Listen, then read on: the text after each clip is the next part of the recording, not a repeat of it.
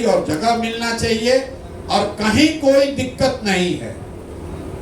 किसी भी जिला में अगर ऐसे का आदमी ज्यादा सक्रिय है, ज्यादा समझदार है, राजनीतिक तौर पर वरीय है, तो वो अध्यक्ष बनेगा। ये कोई जरूरी नहीं है कि जनसुराजे का आदमी बनेगा। मैं आपको आश्वस्त कर रहा हूं, जो धारा बड़ी हो, जो समाज के लिए बेहतर हो, नेतृत्व वो करेगा। जिला का स्तर हो, प्रखंड का स्तर हो, राज्य का स्तर हो या राष्ट्र का स्तर हो, इस व्यवस्था में जो काबिल है वो नेतृत्व करेगा। प्रशांत किशोर बनाए हैं तो प्रशांत किशोर इसका नेतृत्व नहीं कर सकते। प्रशांत किशोर का लड़का इसका नेतृत्व नहीं कर सकता है। जो लड़का यहाँ का काबिल है, आप में से जो काबिल है वो आए, नेतृत्व करे, कोई दिक्कत नहीं है। और जहां तक भागीदारी का सवाल है, तो जनसुराज के संविधान में ये लिखा हुआ है, जिसकी लड़ाई बिहार में हर वर्ग में राजनीतिक कार्यकर्ता उठाता रहा है, कि जिसकी जितनी संख्या है उसको उतनी भागीदारी मिलेगी ही मिलेगी। संगठन में, संगठन के पदाधिकारियों में, टिकट में और मनोनीत पदों में इसका कुछ असर हम लोग जदयू में देखते थे, लेकिन इस जब हम लोग नई व्यवस्था बना रहे हैं तो इसको 100% इसको लागू किया जाएगा। कहीं कोई इसमें दिक्कत नहीं है। जो वर्ग वोट दे या न दे, उसका कोई पैरविकार हम लोग के पास पहुंचे या ना पहुंचे। हम रोज कहते हैं, हमको लोग कहता है भैया यादव वोट आपको नहीं देगा। हम आपको कैमरे पर कह रहे हैं कि जदयू में एक नई व्यवस्था, ये जनसुराज में 15% टिकट यादव समाज के लोगों को मिलेगा ही मिलेगा। अरे भाई, वोट तो किसी पार्टी को 100% आदमी नहीं दे सकता है, किसी को 100% वोट नहीं आया। तो हम लोग जो अगर अपने को इसका अगुवा बता रहे हैं, हम लोग अपनी ओर से गलती नहीं करेंगे। वोट देना नहीं देना वो समाज का बात है। अगर 35% अति पिछड़ा है तो 70 सीट अति पिछड़ा को मिलेगा ही मिलेगा, कहीं कोई उसमें दो मत नहीं है। और अति पिछड़ा के अंदर जो जातियां हैं, उनका भी जहां तक हो सकेगा उनके आबादी के हिसाब से उनको जगह दी जाएगी। फर्क बस इतना ही है कि हम लोग जनसुराज में कहते हैं कि उस समाज का सबसे काबिल व्यक्ति चुनाव लड़ेगा, उस समाज का काबिल आदमी लड़ेगा। ये नहीं कि अच्छा धानुक है इसलिए लड़ेंगे, ये यादव हैं, ये पंडित जी हैं, कुशवाहा है इसलिए लड़ेंगे। हम लोग का मानना है कि भाई काबिल आदमी 243 थोड़े ही ना है। इस बात को आप समझिए खूब बढ़िया से, क्योंकि बिहार में हर दल नारा देता है कि भैया जिसका जितना संख्या उतना भागीदारी, और हम लोग भी कह रहे हैं। दोनों में फर्क क्या है?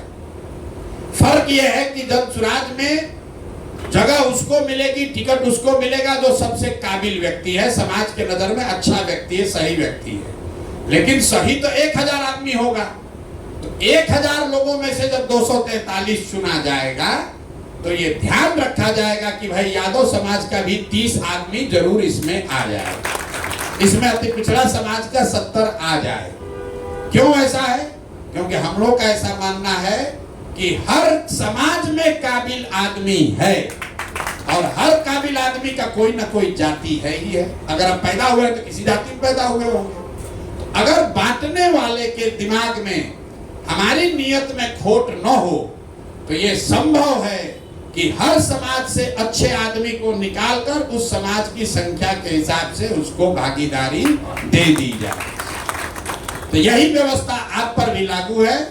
अगर आप अपने समाज के, अपने क्षेत्र के सबसे सही व्यक्ति हैं तो आपको चिंता करने की जरूरत नहीं है कि आप एएसए से आए हैं, कि पीछे कम्युनिस्ट से आए हैं, कि जदयू से आए हैं, कि जनसुराज। भाई जनसुराज में तो सब आदमी कहीं ना कहीं से आया ही है। हम लोग कोई नया थोड़े ना पैदा किए हैं।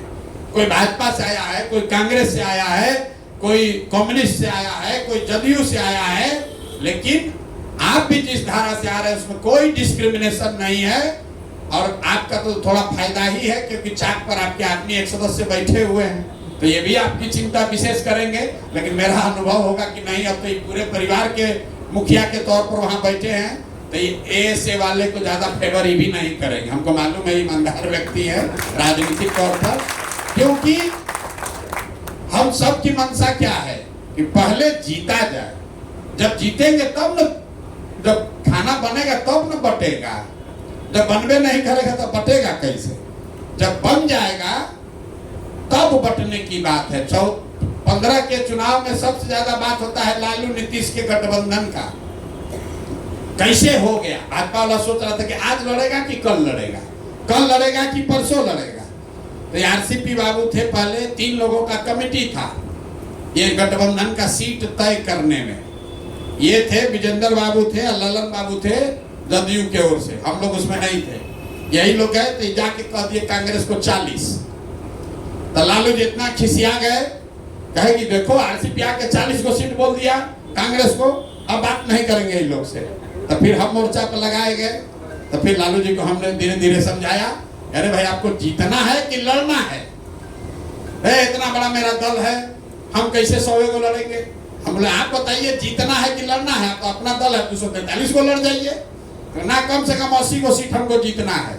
हम कहे लिख के ले लीजिए, 80 से कम सीट आप नहीं जीतिएगा, लेकिन लड़िए 100। इसीलिए चुनाव के दिन जब रिजल्ट आ रहा था तो आपको याद होगा पहले जीत रहा था, टीवी वाला दिखा रहा था कि भाजपा जीत रहा है। तो लालू जी को आप कई लोग, कुछ एक लोग को ध्यान होगा, लालू जी फोन करके हमको कह रहे हैं टीवी के सामने, अरे तुम तो कहा था कि 80 को जीतेंगे, सब क्या हो रहा है? जब 80 को जीत गए तो कहे देखिए हम लोग का दल कितना मजबूत है, हम लोग 80 जीते, जदयू वाला तो 72 ही जीत।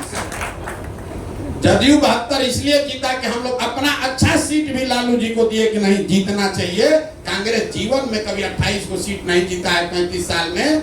40 में 28 सीट कांग्रेस जीत कर आया था, उनका दम है कि 28 को सीट जीत जाएंगे, अपने दम पर जीत गए थे। उसमें जदयू भी लगा था, राजद भी लगा था, नीतीश भी लगे, लालू भी लगे, सब लगा तब न जीता है।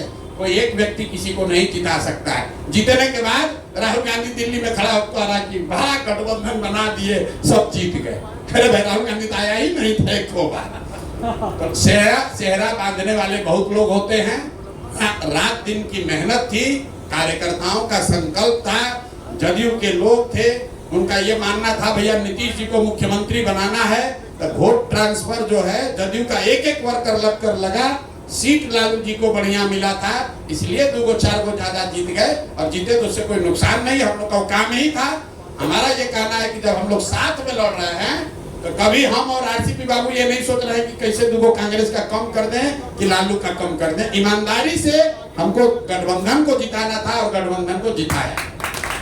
तो यहाँ पर भी ये नहीं है कि एएसए से आया है कि कम्युनिस्ट से आया है कि लालू जी, जो सबसे बेहतर व्यक्ति है उसको आगे बढ़ाना है, क्योंकि लक्ष्य सबसे पहले बिहार का सुधार है। और वो सुधार तब होगा जिसमें एक महत्वपूर्ण कड़ी ये है कि हम लोग चुनाव में जीत कर आए।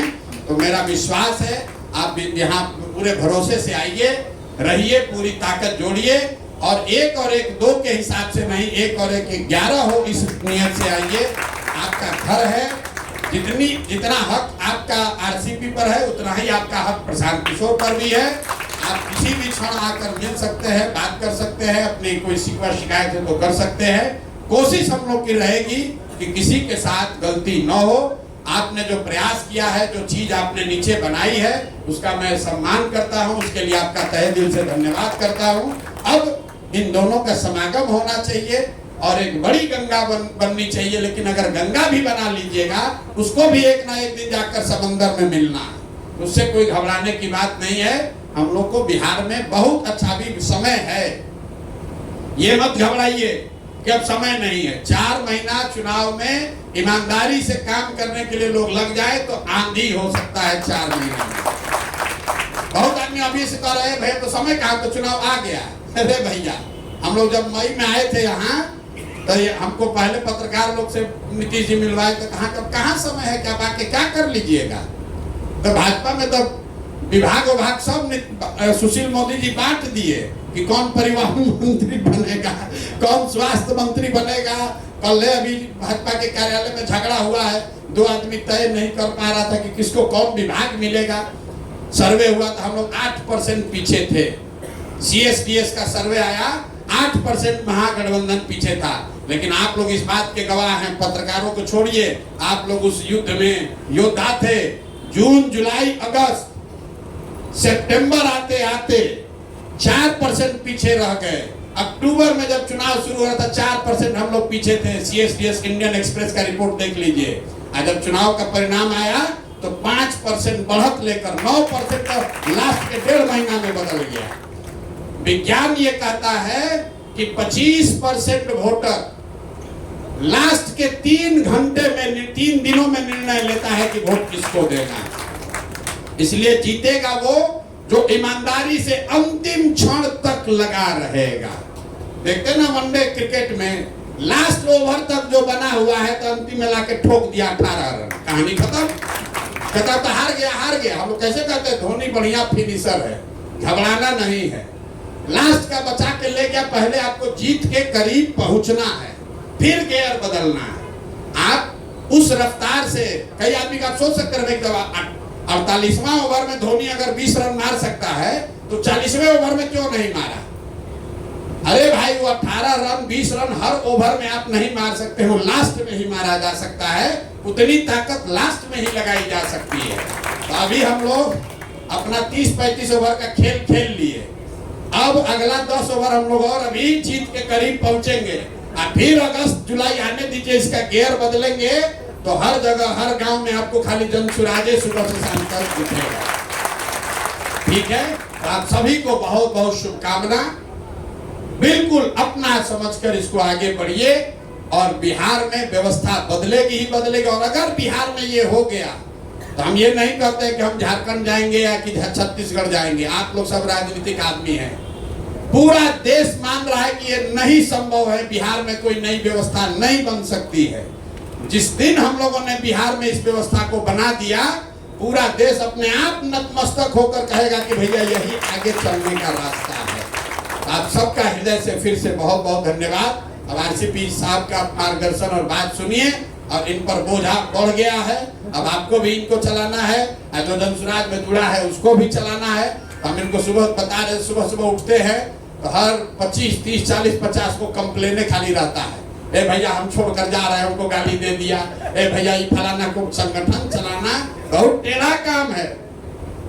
नीतीश बाबू कभी संगठन चलाए हैं? लालू जी कभी संगठन बनाए हैं जीवन में? संगठन बनाना इसीलिए ना भाजपा वाला लोग को पटक देता है, क्योंकि भाजपा में कई लोगों ने 2-3 पीढ़ियों ने भाजपा ने जो नेता नहीं खाली संगठन का ही काम करता है। संगठन बनाना बहुत धैर्य का काम है और बहुत ज्यादा परिश्रम का काम है। आरसीपी बाबू आए हैं तो इससे सबसे ज्यादा अगर कोई खुश है, सबसे ज्यादा आराम में अगर कोई फील कर रहा है तो प्रशांत किशोर फील कर रहे हैं। तो हमको मालूम है कि ये आदमी जो क्षमता है ये कर सकते हैं, अब ये पूरा बोझा इन पर हम डाल सकते हैं। तो अब ए से भी चलाए और जब सुराज भी चलाए, सबका झगड़ा निपटाए तो बहुत बढ़िया है। बहुत बहुत धन्यवाद।